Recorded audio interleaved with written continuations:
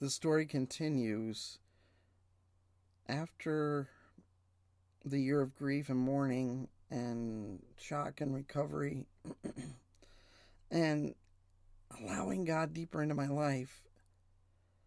Some really out there things started to happen.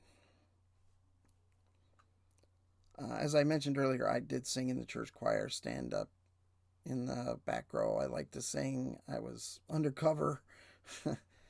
It was okay. The church started another singing group, a traveling one this time, called the Revelation Singers, and we did contemporary music for then, late 70s, early 80s.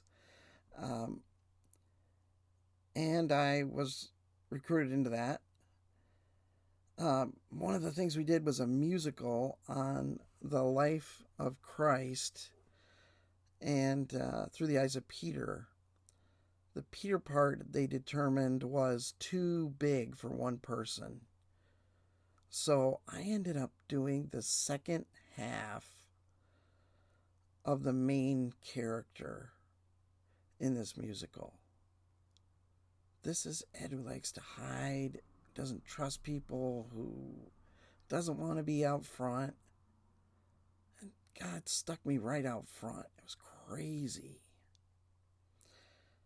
Another thing happened. Uh, there had been a before school prayer meeting that some kids had done in our high school, and of course, after I became a Christian, I went to those, and they were good. We prayed for each other. We prayed for the school. It was during homeroom time. Well, the kids that had been leading it were graduating, and they looked at myself and a couple other guys, and they said, "You're going to have to take this over if it's going to keep going. Let's have you talk to the principal and become the leaders of this group." What the what? Little ninth grade Ed, a leader of this group. The other two guys were younger than me. They were seventh graders. But that's all there was. We met with the principal who was willing to help us. We started out in a trailer, uh, a classroom on wheels, I guess you'd call it, that wasn't being used. There was 8 of us at the start of the year. By the end of the year, there was 11. Like I said, we met before school. We had a little Bible lesson, sometimes not. We prayed for each other, and we prayed for our school and our teachers. That was it. The next year, we started with that same 10, 11.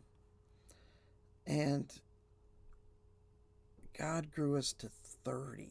We had 30 kids out of our 600 kid school. And 4 or 5 of them had become Christians during our prayer meeting. They had no church to go to. This prayer meeting was their church, which I feel sorry for them because it wasn't much of a church. Um, the Bible lessons were very impromptu. It was the other 2 guys and me just making stuff up. It was crazy. But the Holy Spirit was right there in the middle of it.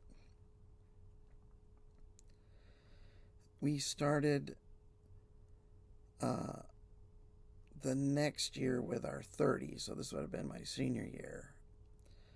And by the end, we had 40, which maxed out the trailer that we were meeting in. And God had led 10 more young men and women to Him in the course of that year.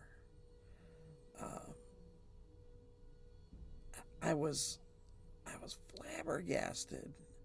Looking back on it, I was flabbergasted. At the time, I was just living it. I knew I had to live close to the Lord, and I needed Him, and He had drawn so close to me, and I just wanted to stay close to Him. And it was just amazing what God was able to do.